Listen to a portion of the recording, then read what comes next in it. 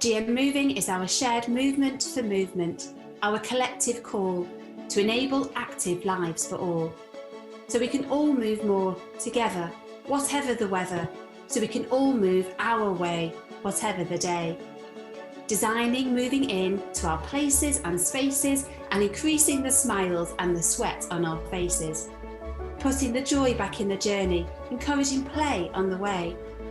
Making sports more inclusive, removing the barriers, making our facilities fit for purpose for all abilities. Ensuring nothing is done about us without us, and helping each other to move more each day. Throw a stick for the dog, try a slow jog, take a walk as you talk. Fly a kite, take a hike, ride a bike, scooter or trike. Cleaning, gardening, DIY, or find something new and give it a try. Together we can find a way to design moving into everyone's day. So get involved, join in. Share your stories on WhatsApp, Facebook, Snapchat, Instagram or Twitter. What's brought you joy? What's made you fitter? A photo, a post, at home, in the park, provides inspiration, creates a ripple and a spark. Write moving into your policy. Put it on the agenda. It's your business too, whatever you do. Moving helps us to take notice, to give and to learn. Happier, healthier and more connected. Moving brings more benefits than we ever expected. Wherever you live, work and play, there's a way to move a little more every day. We are all GM movers, movers and shakers. It's who we are and it's what we do.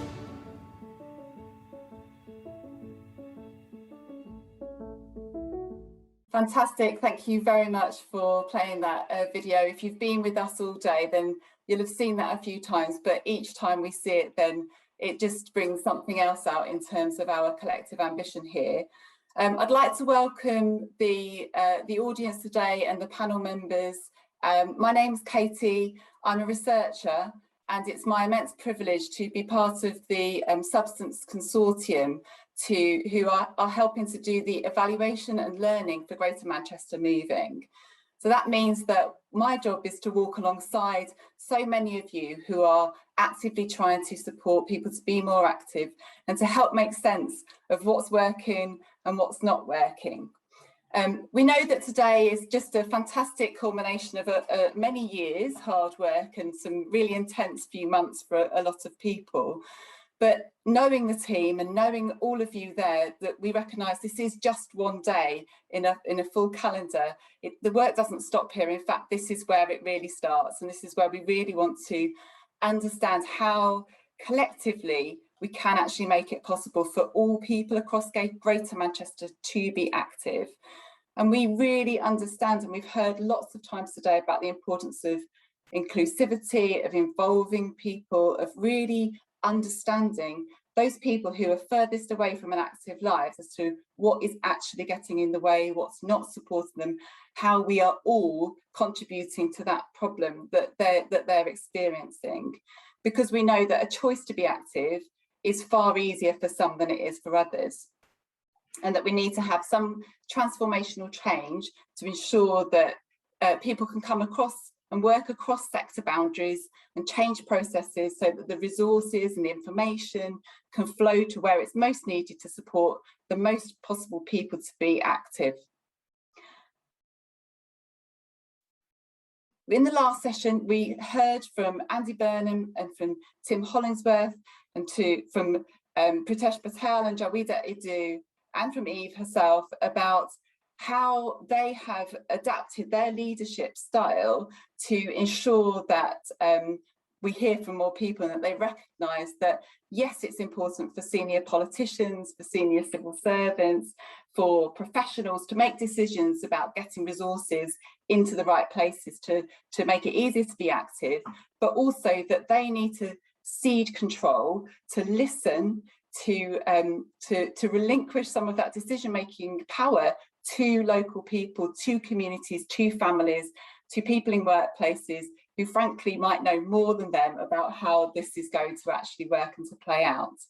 But through the evaluation work that we have been doing, we also have understood that whilst there are some fantastic ideas and examples of how to be led by communities or families or staff, actually for many people in their roles, this is a significantly different approach to that which they're used to, and that they feel they don't know how to do it, and that they don't know if they have permission to do it, and frankly that they're afraid of losing some of the control that they enjoy in their working roles.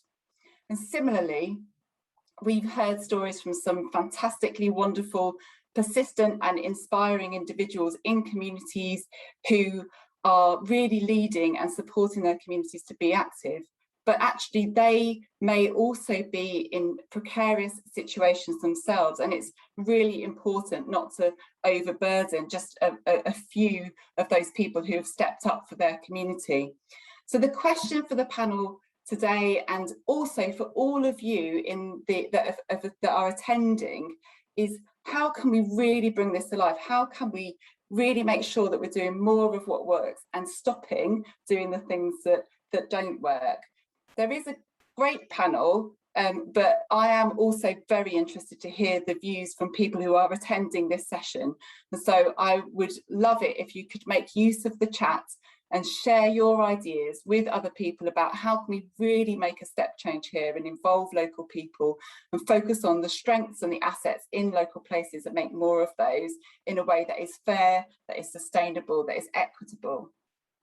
So I'm going to just hand over in a moment now to the panel who represent different parts of the system. It's a horrible word, isn't it? But different roles, different responsibilities, communities, and they're going to share their stories about what they've learnt about really truly involving local people and growing strengths, what's worked, but also hopefully some honest reflections as to what hasn't worked quite so well.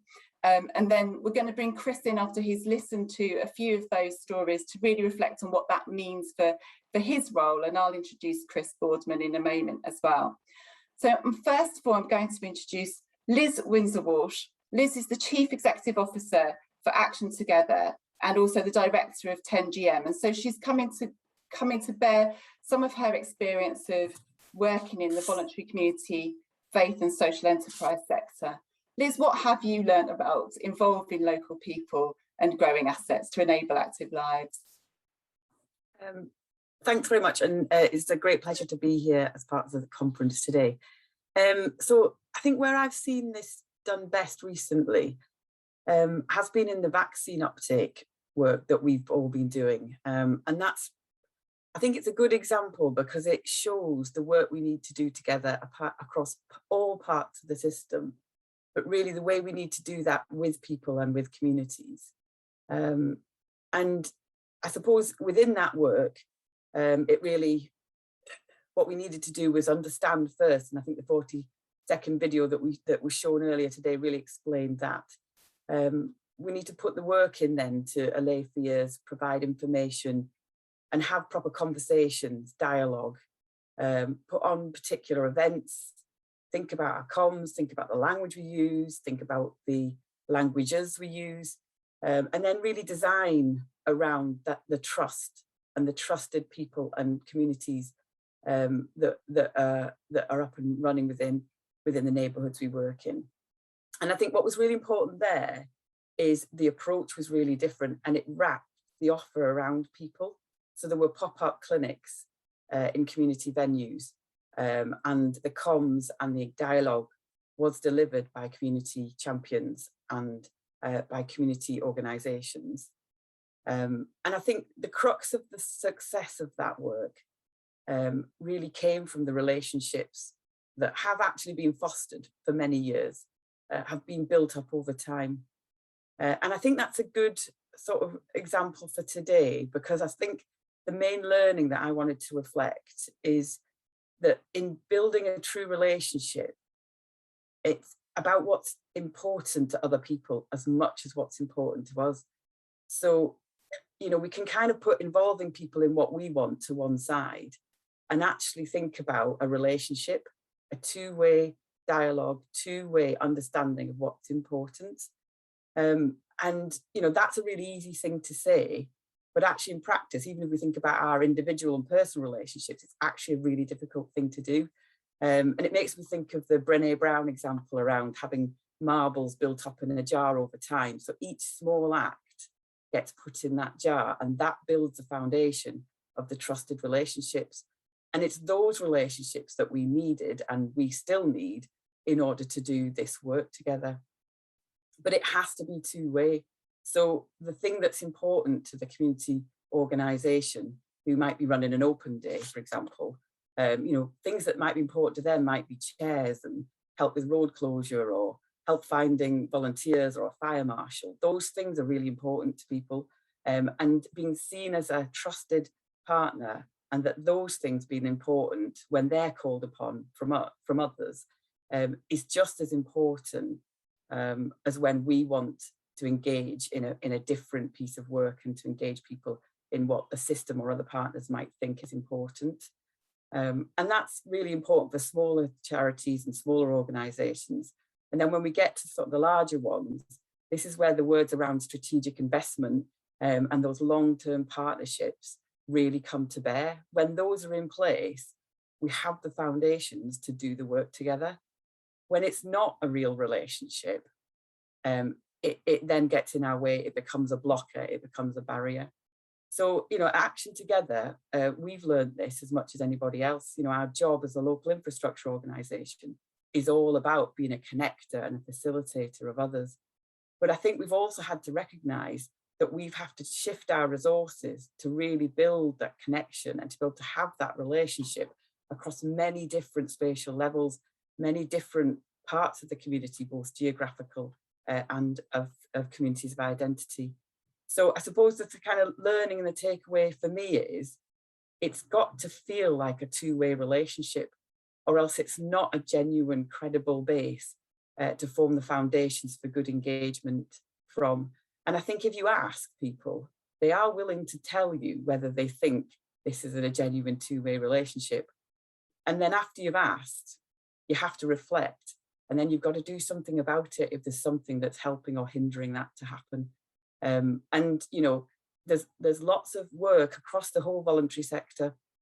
When you look at the work of the Accord or the VCSE leadership group, there's loads of learning that's already there that says about what's important to people. And it is the crux of that relationship, us being important to you when you need us, and vice versa, is I think the fundamental thing that I think, if it was, you know, in terms of what we need to strengthen, what we need to do more of, that's where I think I'd focus. Brilliant, thank you very much, Liz. That's really helpful. It's really helpful to sort of hear about the you know, how much you value that in terms of the work that you do. And what's interesting to me is about the time and the effort that goes into sort of building those relationships. I'm not going to put you on the spot now, but I'd just like you to think about it for a few moments in terms of how can we, as a system, create more space for more people to put that time in, so that there are more opportunities, more people that are willing to build those relationships. So we'll just leave that with you as a thought starter, but I'm going to move over to Andy now. And Andy King is the chair of GM Active and also the Chief Executive Officer of Your Trust, so a leisure trust provider in some parts of Greater Manchester. Andy, the same initial question to you really, in terms of what have you learnt about involving local people and building those strengths or growing assets in the work that you've been doing and the work that your staff are doing as well? Thanks, Katie. Yeah, delighted to be here. Sorry for people who missed the last session because it was really good. So watch the video, I would say. Yeah, in terms of, I think we've got to go to the pandemic, Katie, and the way that 100 or so of the centres that GM Active collectively manage and lead were closed, obviously, as part of the pandemic. But actually, the way that a lot of our staff, almost across the board of GM Active staff, were involved in the community response and the emergency response in various different ways, vaccine centres, etc. But in the learning from that really is brought us back to where some of us were probably a couple of decades ago while we came into leisure as a public service. And over the years, to be honest, we've got more and more about the race to the bottom. How efficient can we run these services? And a lot's been lost actually along the way. And I think a lot of us knew that. It was a bit of a debate going on in the industry about procurement and things like that, still is. But it really did highlight the fact that we'd effectively, without being too dramatic, lost our way in many ways about how we did connect with the local communities, with some really notable exceptions, and some really notable exceptions in Greater Manchester as well. And I'll pick one out. You know, Active Tameside, at least a couple of their centres stayed open because they've taken a very different approach, and they're very, very close to their community. But others too, you know, Oldham, there's some great pictures when the snow was falling and the rain was bucketing it down. Oldham pivoted and had classes going on in their car park and things like that because the community wanted it. They told them they wanted it. It was important to them to remain active and to be meeting up and socialising. So, and many other great examples as well. Stockport doing road shows, Rochdale, some of my staff were going out literally to people's homes to help them in all sorts of ways, nothing to do with physical activity actually, but just listening to their needs and helping them as best they could, working alongside the integrated neighbourhood teams. So some really good examples. As a result of that, the learning really kick-started a leadership program. I think, and you know, we go along a lot about leadership and talk about it a lot. If the leadership isn't right at all levels, then quite frankly, you know, we're going to be probably reverting to what we've done before, and it'll just be how cheap can we deliver this service. So the leadership's really important. So in GM Active, we worked with partners to create a leadership program, and the first 20 people, the first cohort, have gone through. They're just coming to the end of their talk courses, and they've got 100 days to do some more work. And that's really, really important actually, to look at the way, what does a system leadership approach and a collaborative leadership approach actually mean to on the ground, if you like? What does it actually translate into? And that's what these guys are finding incredibly interesting on the back of the experiences that many of them have had during the pandemic.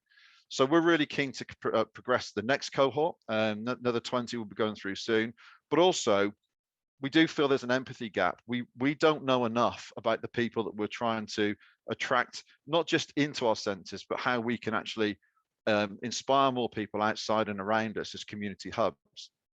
So we'd like to take on the leadership question and take it further so that we can have a graduate trainee programme, but also a community leadership programme, so we can attract people from the communities that are currently underrepresented in our workforce, and actually work with them, train them up over maybe a couple of years, and actually do something positive about this empathy gap that's definitely there out there.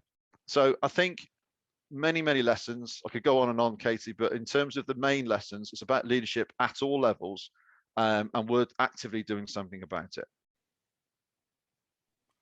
That's great, Andy, and it's really interesting. I think that you've invested some time and effort into that capacity building with your staff, and we will be interested to hear a bit more about perhaps what they are learning, what sort of lessons they might have learned, because it might not be feasible for everyone who is on the call today to invest that money, but actually if there are some general ideas that can be shared, then that's valuable too. I'm just reflecting on what Liz said earlier, in the sense that their sector know a lot about what people want, but what you've just said is that you don't know a lot about what people want. So perhaps we've got some joining up to do there in terms of offering that understanding and being able to really, without going back to the community again and again and asking the same questions, actually taking a step change in terms of what can we actually do about some of those needs and wants. So again, I'll just let you to reflect on that for a moment. Oh, Andy, okay. Do you want to just come in and then we'll go to Shamime? Just really incredibly quickly, Liz and I have recognised that very point, and we've recently had a meeting with parties from both parties, if you like. So yeah, you're right. Thank you, but that's really good, and it was lovely to hear and see how that develops. So great pleasure to now bring in Shamime Jan. Shamime is the founder and director of Bollyfit Active, which is a community interest group. Shamime, please do tell us more about what you do and how you involve local people and grow those strengths. Okay, thank you, Katie. And again, thank you to Team GM Moving for inviting me here. It's a pleasure to be here, and lovely to hear Andy and Liz with what they've shared. And I think I came in a bit of a, I've only came into this sector August last year, so it's been a year I've worked in this sector. But the reason I came in is what I saw the pandemic do to my own. I'm from a Pakistani community, and I've lived and worked around alongside for a long time, 26 years within the community, whether voluntary or through my businesses.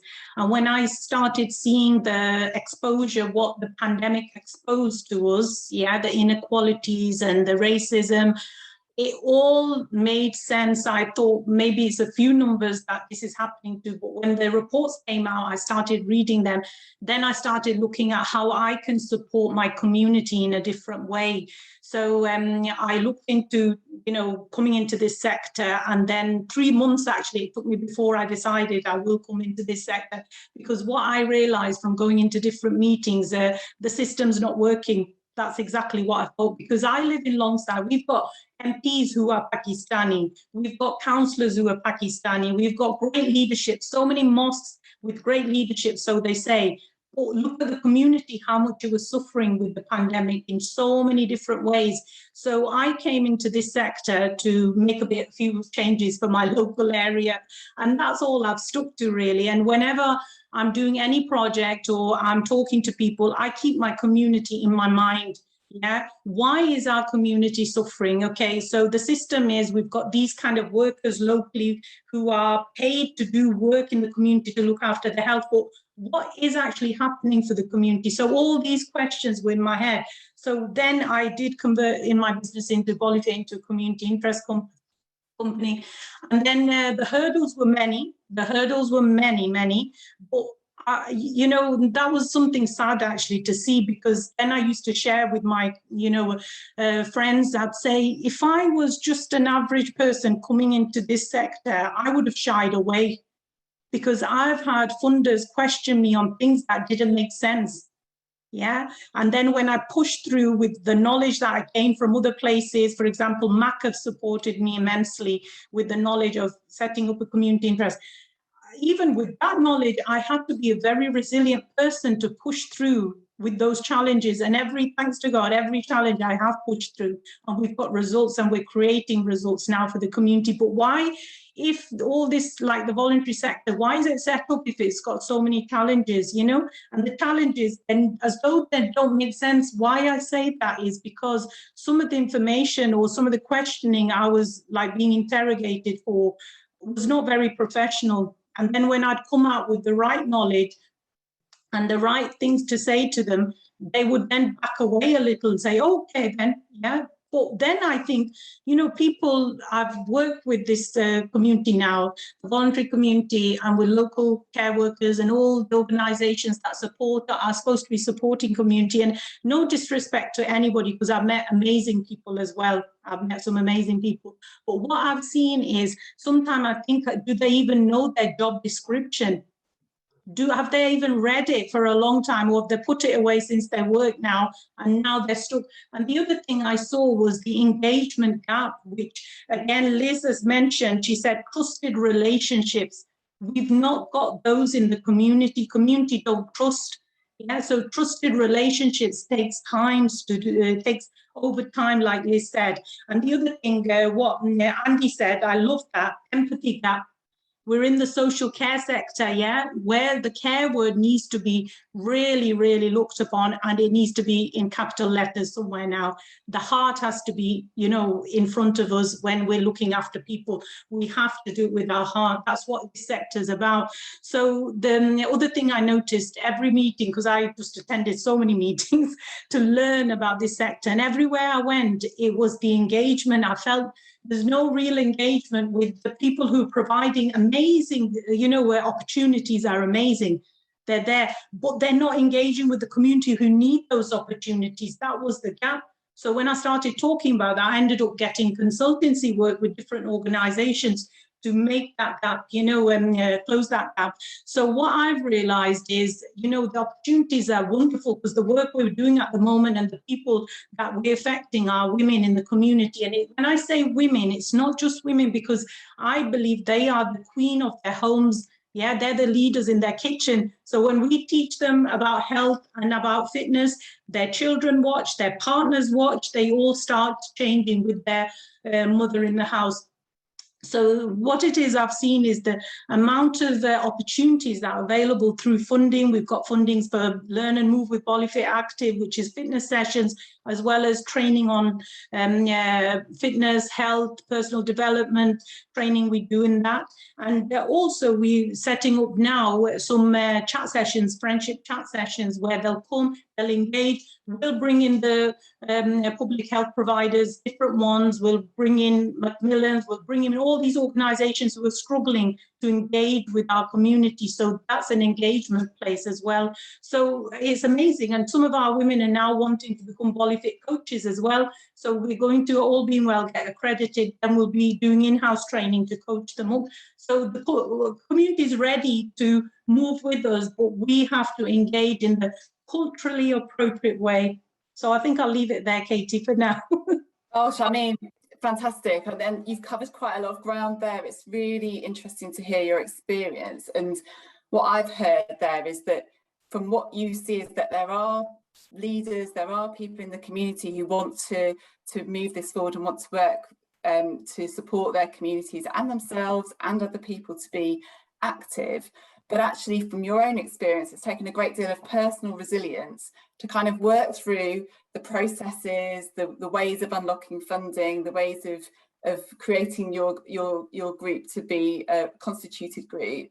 And that actually that's really been difficult to sort of, you know, personally to be able to work through that. And not everybody's a Shamime Jam, and we want to be able to create more opportunities for different people to do that. So that's a really helpful reflection, Shamime, and thank you. And we'll come back and we'll bring that back together in the panel discussion a little later. But I would now like to just introduce Chris Boardman. And Chris has been working with Greater Manchester in terms of the Walking and Cycling Commissioner, and now after Andy Burnham's recent re-election is the Transport Commissioner for Greater Manchester. But Chris is also the Chair of Sport England. And so Chris, you know, welcome to you to share your experiences of involving local people and building assets, but also to reflect on what you've heard with regards to your role and what that might mean for you going forward. Thanks very much, Kate. I could take you, I don't know where to go, to delaminating concrete on tram lines or unions, or I don't know where to go with this actually. I've certainly heard, I mean, the word empathy and engagement, I'm going to pick up on immediately. And I'm going to take you, I think you might have already heard this story, but I'm going to take you back about a decade, because I learned an awful lot in a wind tunnel that applied to how I interacted with people in Greater Manchester. That was where I got my lesson. So very short potted history. I ran the research and development program for the Great British Cycling Team. What the hell's this got to do with councils? Well, we had this cunning plan that we'd get experts and we'd go by this tool for measuring, and we'd go in, find information, and that would make everybody go faster. And that seemed to make complete sense to me. So we did exactly that for the best part of 4 years, and then took this information back to the athletes and went, there you go, do this and you'll go faster. And then I literally, in one case, went and sat in the stands at a qualifying event, and I watched 80% of the athletes carry on doing exactly what they were doing before. And I couldn't believe it. We've just given you proof. We've given you the way to go faster, and you've just carried on. And in my arrogance and ignorance, I'd completely missed the fact that these people were under immense pressure. They'd invested years, blood, sweat and tears in trying to do the right thing. And then somebody come along and said, just do it differently. 20% of the athletes took everything that we offered. And they were the ones that helped with the experiments. So the light bulb went on, and we went back to the wind tunnel, and we got the entire Olympic team down there, and we cut a hole in the ceiling and projected the results live in front of them and just let them play. And then they asked questions, and we had the experts there, and they answered the questions, and then we'd hand them some things. And over the space of 3 weeks, everybody adapted and changed, because they saw the difference for them, and they made choices, and it was their choice and it belonged to them. So you can probably see the links there. So roll forward to end of 2017, 2018, I came to Greater Manchester. The goal, make cycling and walking the norm for shorter journeys in the region. All the evidence was there. And I remembered that session in the wind tunnel, and we started by going to each of the 10 districts, and each district chose who was in the room. And all we asked is that they brought a blank map. And they put the blank map on the table, and there was activists there were local councillors, engineers, just local interested people to see what's this about, whoever they chose.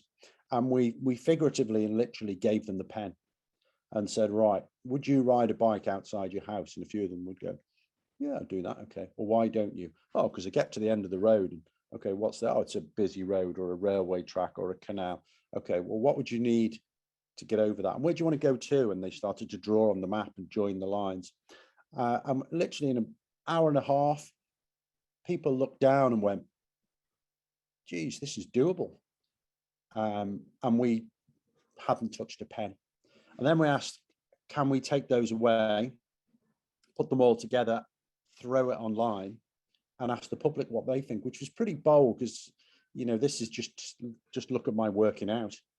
And to their credit, all of the districts, all of the 10 boroughs said, yeah, that's okay. And we got 4,000 comments. And the most negative one we got was, where's ours? So that was my lesson about engagement. And the bits to pull out of that for me were, it's not my choice. It doesn't matter how much expertise, it's the people who've got to live there and own this that must make the decisions. And that includes the choice to do nothing. And people must have a belief that it's genuinely their choice. And that's how we covered a lot of ground in 6 months. And I think that those lessons will stay with me long after I start working, or long after I work in transport. Where we got to a place now, just to finish up really, because I think that was pretty much the questions that we were asked about engagement and how to get the best results. Now we're in a period where it gets difficult and change is becoming visible on the street. And you will always get people, you can go all the way to America where this has been done, and it's very, very consistent. You get about 10% of people who, it doesn't matter what you say, I am not changing. I am not changing. And you can't win there. You'll get a majority of people who look at it, look at the evidence in one form or another and go, okay, I'm in, if it's a good idea. And then you get about 30% who are just not sure. It's actually 20% who are just not sure. And they're the ones that we need to speak to and help understand, and they'll make a choice. But then I think the key really is to make sure that you do the right thing and you genuinely listen. But don't be swayed by the noise, I think is where I'm at the moment. I think that's the key. Just because it's noisy doesn't mean it's wrong. So it's a fascinating time to be working in transport in the region. In terms of Sport England, I ended up there because of all of this activity and how we move, and the ability to go to a sports centre or a school and you don't have to drive it is good for everybody, and it's logical. And I think it's really exciting to be bringing all of these things together now and see a community in Greater Manchester that genuinely wants to lead the way in this.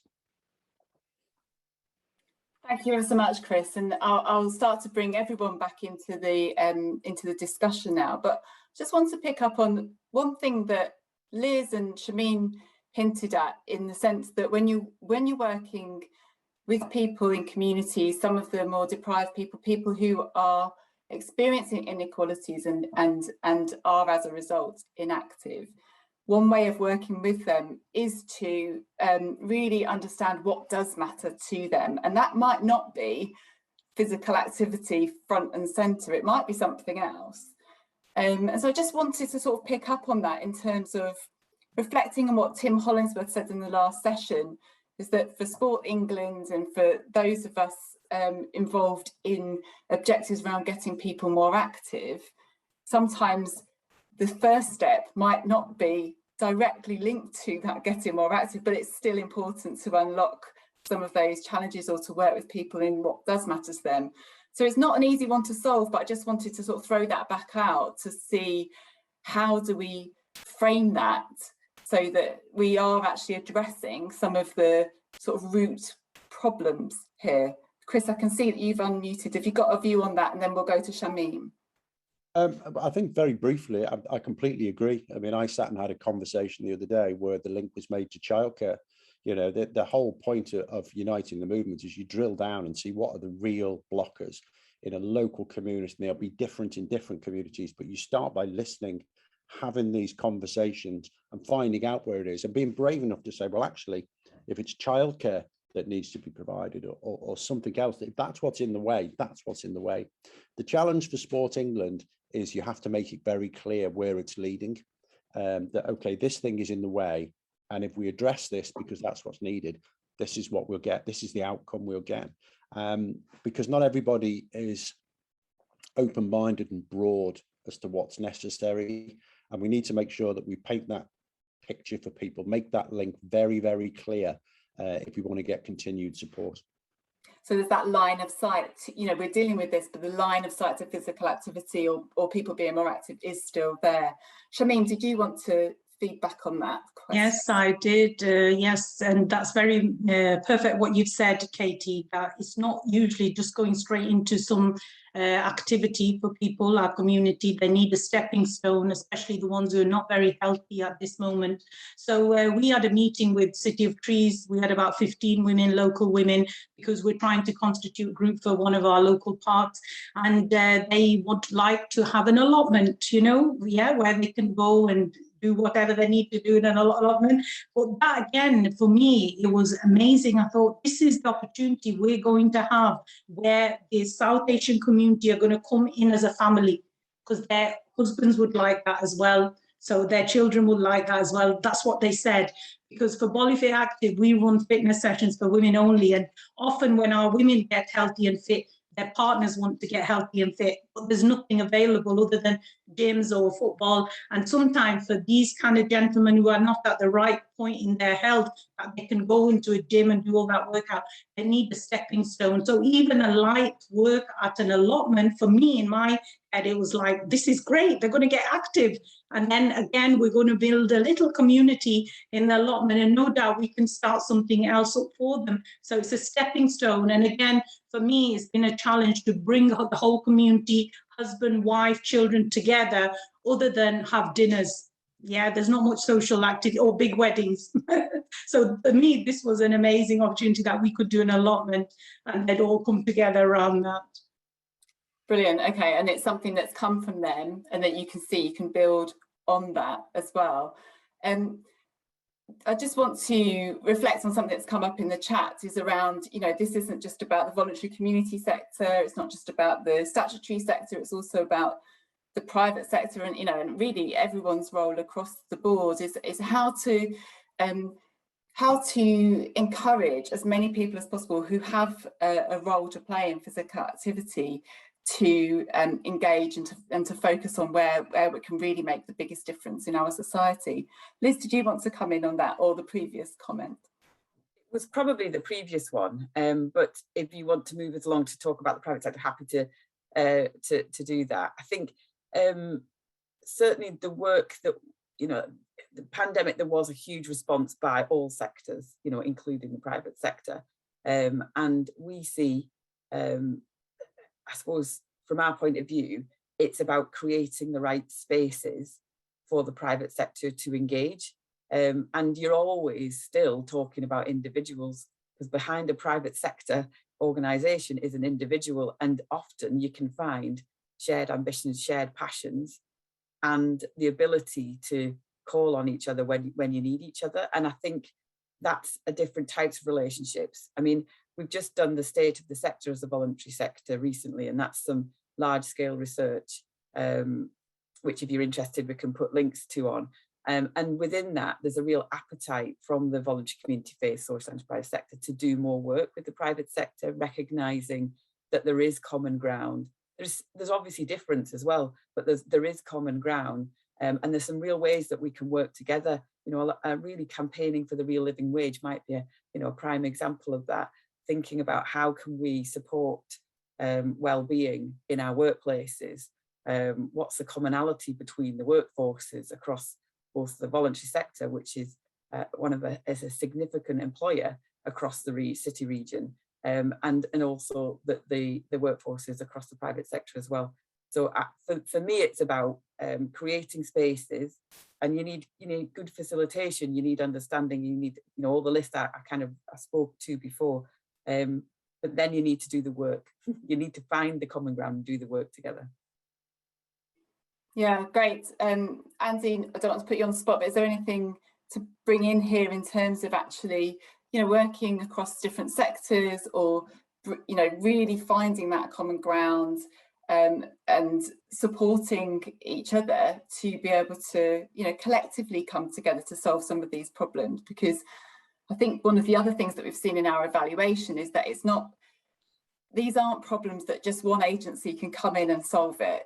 These are things that actually, if we are going to make a transformational change and support more people to be active, a lot of the organisational boundaries and objectives, and I think before you were mentioning about how it was about efficiency and just the kind of bottom line, and not thinking about the quality potentially of or who you're reaching as much. So it's really thinking about how do we work more collectively to solve these problems as well. Yeah, thanks, Katie. I mean, there's a massive question, to be honest, but the things that come to mind, last week UK Active was saying that they're looking at what the state of the industry as a whole, so the private and public sector. This is very facility centric sort of comment, really, but they're saying that they see the growth from 15% penetration, if you like, to 20% from between 2022 to 2030, being split 50-50. That growth will come from I think they called it just natural growth. So, what would happen anyway as more gyms are opened and things like that, particularly in the private sector. But then they call it from intervention growth, which is effectively they're seeing, if you like, the launch of social prescribing, and UK Active are trying to get heavily involved in that. But also other interventions. Now, if you look at things like in GM Active, we have the Pre-Ab for Cancer GM-wide program, which is people diagnosed with certain cancers go onto our program. We get them more physically active. They have much better results, and the NHS have now backed that because the return on that investment is proven. And we would like to see many more programs like that. And to be honest with you, to get the scale that's involved, there's plenty of room for the private sector to be involved in there. And I think what we're looking for really as a sector, is great that Chris is on, is that sort of vision. You've got the Sports England new strategy, but the implementation plan, we'd really like to see this in a plan that we can actually go to people and say, this is how important we are. Talk about essential services. You couldn't get more essential if you get a well-being, or as Andy Burnham was saying, a live well program across GM. Yes, please, we'll have some of that, and we'd support that. So all of a sudden you go from this squabble between private and public sector to something that says, actually, this is about getting more people physically active in and outside of facilities, and work together with an overarching plan that we have clarity on, and then we can make some real progress. Fantastic. Thank you, Andy. Chris, did you want to come back on that? I can see that you've unmuted. Yeah, I mean, I'm listening across all of this. I think what comes out to me, and it sort of touches on why I ended up at Sport England, is that we're talking about activity, health. Sport's a really small part of it, but Sport England is in the conversation. And of course, transport, which is one of the biggest. This is the bit, you talk about veins and arteries, this is a real problem. We just get in the car for 250 million 1 kilometre journeys a year in the region. That's a massive problem. But trying to pull all that together, and I had a conversation 2 weeks ago with the Secretary of State, and I said, who owns activity and exercise? And no one does, really, at the moment. No one's got a massive let's stop people being ill in the first place, or get people who are really literally on the couch and need the allotment approach, as we heard about a moment ago. Who owns that? How do you justify that? But the opportunity with the new department, the health being established now, is for that to be owned, and for all of these conversations to come and be funded as one programme. or as one approach, if you like, and everybody knows where they sit in it and where the money's coming from. And that at last is the conversation about that coordination. And I think the Secretary of State was quite keen to do that. So we'll be speaking to the multiple departments in the near future. I hope to get some kind of action to fill that gap. So what I'm seeing from the chat as well is that people are putting in their ideas of different groups of people that, you know, particularly with the pandemic, but also these inequalities were there present before the pandemic, that are less likely to be active around older people, people with long-term conditions, people who are out of work. And, you know, so when we talk about involving local people in some of these sector kind of solutions, as it were, is how to get those voices heard at some of those levels. So, I mean, if you need us to arrange for Shamime to go and talk to the Secretary of State, then I'm sure that we can do that. But that's it's interesting, isn't it? We have these conversations that sometimes go across the layers, but not necessarily always up and down. I'd be interested in any thoughts from either the chat or from yourselves as to how can we practically get some of those voices into some of those very strategic decision-making spaces. Well, Sorry, I didn't know who the question was aimed at. Please go on. Oh, sorry. Yeah, yeah. Just something came to my mind. Let's not go too big. Let's start small. For example, I mentioned the park earlier. We're trying to create, and it's in Longside, so it's highly populated with South Asian people. So I've got a group of women who want to be part of that Friends of the Park. So let's just begin with there. So the meeting was had by City Council for the park. So when we went in, you know, there's lots of, you know, non-South Asian people. It was mainly white people, but they were from different parks and they'd come in. So they were more confident. Their voices were more, you know, in the room. And the ladies who came with me, who were regular park users, who live local, slowly shied away. So until we make the meetings where we want the local involvement appropriate, that everybody's involved and the local people are being asked and the local people are being welcomed to engage, we won't succeed. So and by the end of that meeting, the ladies who I brought in, they're not shy, but they just felt, because the other people were more confident, they've run other parks in other areas, you know, so they didn't feel as though they had anything to say. Yet that meeting was to incorporate a group, you know, Friends of the Park, but it didn't happen. So, you know, and I'm sure these kind of things happen at every level. Yeah, so that's my take on that. I mean, that's really important insight and a great story to illustrate it. That I think, did I say that you should go to the Secretary of State? Well, how do we actually get the Secretary of State to come to you, into your space, and to see those, you know, and of course, that's not feasible to do that across everywhere, but it's that kind of principle. How, if we are genuinely wanting to involve local people, what does that mean for those of us in professional roles in our practice, you know, to sort of sitting comfortably in our offices to change our behaviours there? Chris, before you had a viewpoint, did you have anything to build on Shamime's or a different point to make? Well, only that, I mean, Tim probably talked about it earlier, uniting the movement and local delivery pilots. The whole concept was to do precisely that, was to actually go to local communities and ask, you know, what is needed. And that's where the examples came from before, when I was talking about childcare and lots of other things that don't at first glance look like they're actually anything to do with exercise and health and fitness there.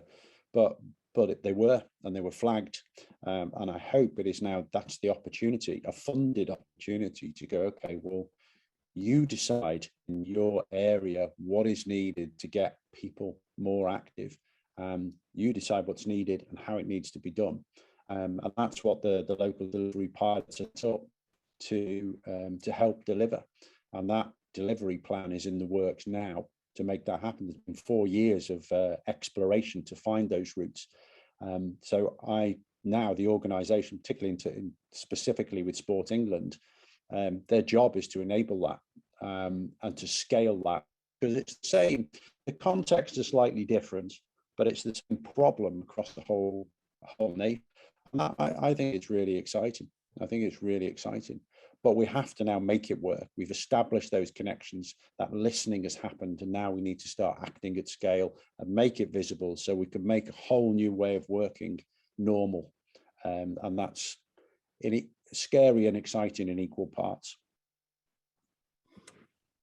Can I just come in there as well, Katie? Because I think we also need to know when it's not the right opportunity for engagement, and to really,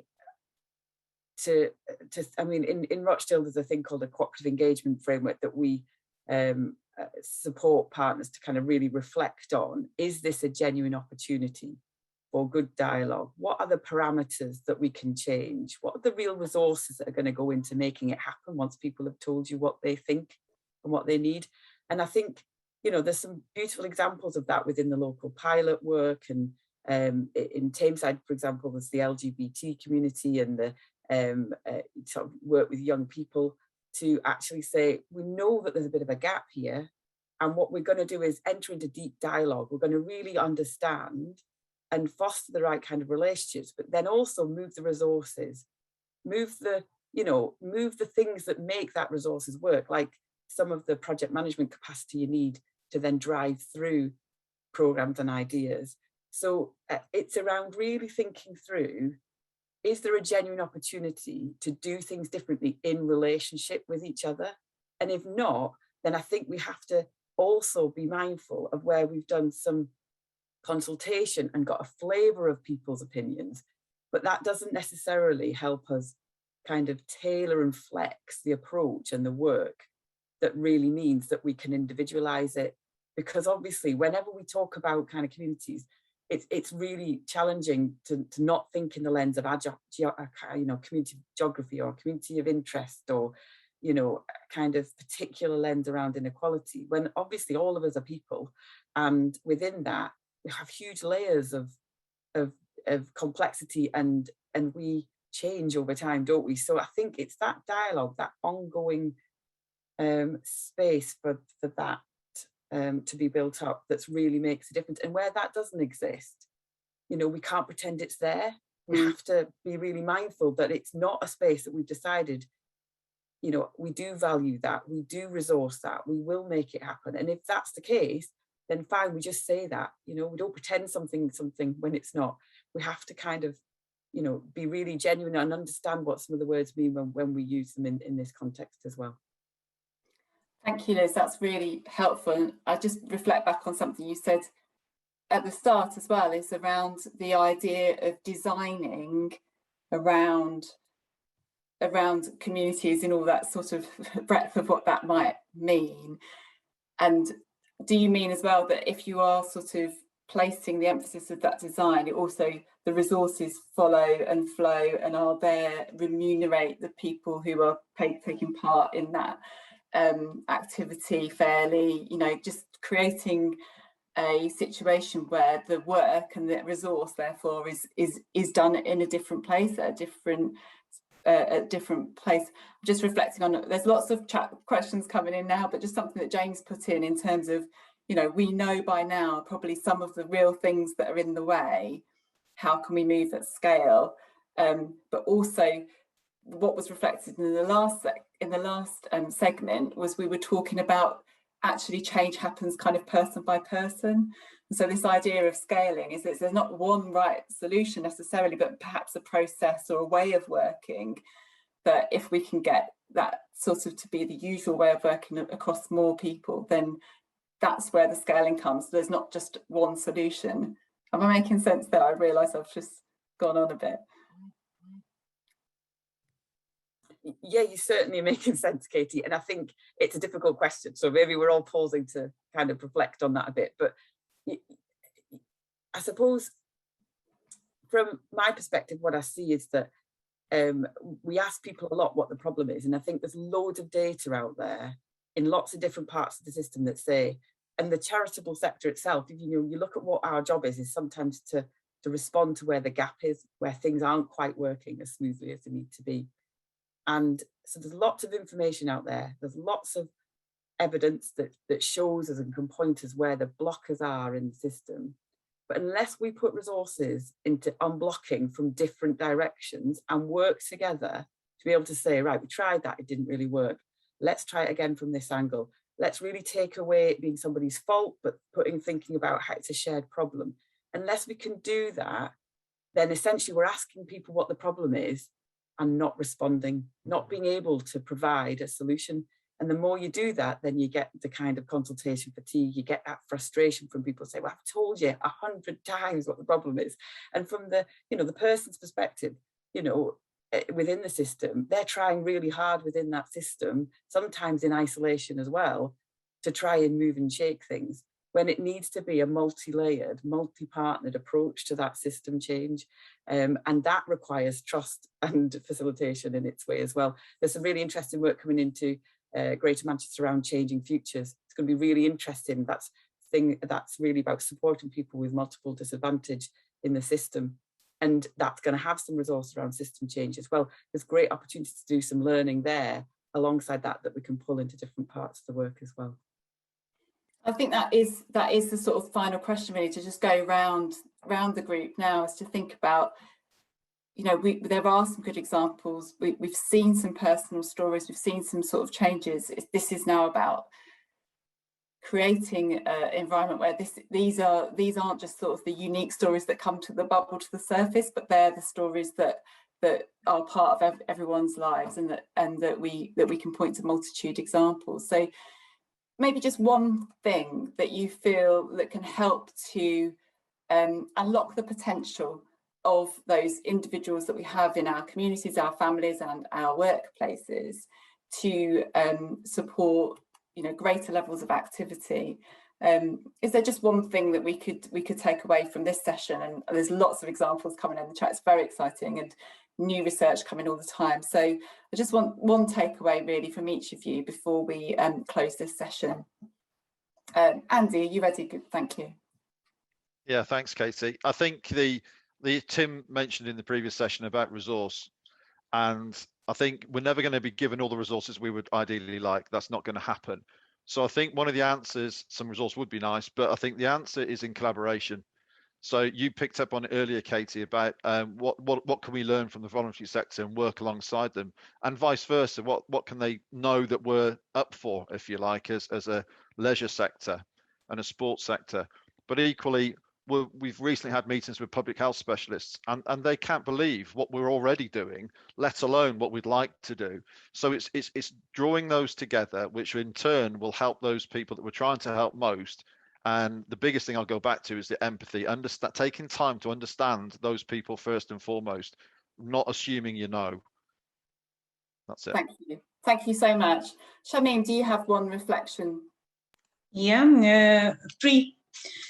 Chris said preventative. We need to focus more on that. Yeah, preventative things for their health, and let the community take ownership, make circumstances where they can take ownership, and truth and honesty with each other. If things aren't working, just be truthful. It's not working, let's find a different way. And collaboration, of course, like Andy said.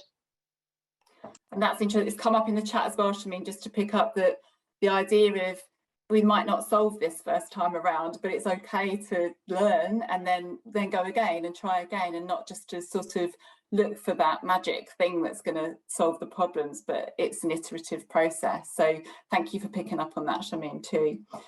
Chris, do you have any final thoughts? I'm struggling a little bit, to be honest, because what I'd like to do is enable. So here's a group down in the ground that are doing something. This is what they're missing, and I'm looking for people to enable at a local level. I think is why I'm here. I think one thing I have learned in every aspect of my life so far, and it might sound a bit cheesy, is people are, well, in other aspects, people are policy. So there's no point in having great plans and things written on paper. It's all about people and who you've got in the local area. And if you've got somebody who's dynamic and is pulling people together, and the people that we need to listen to and go and booking those sessions in the park to get a group of women together that wouldn't normally do it, I want to know who they are so we can back them. And there'll be different people in different contexts all over the country, but it's about people, finding those people that enable. And we all have communities where we have a club, whatever the club is, there'll always be somebody who's the life and soul, the person who drives it. It's the same everywhere. They are gold.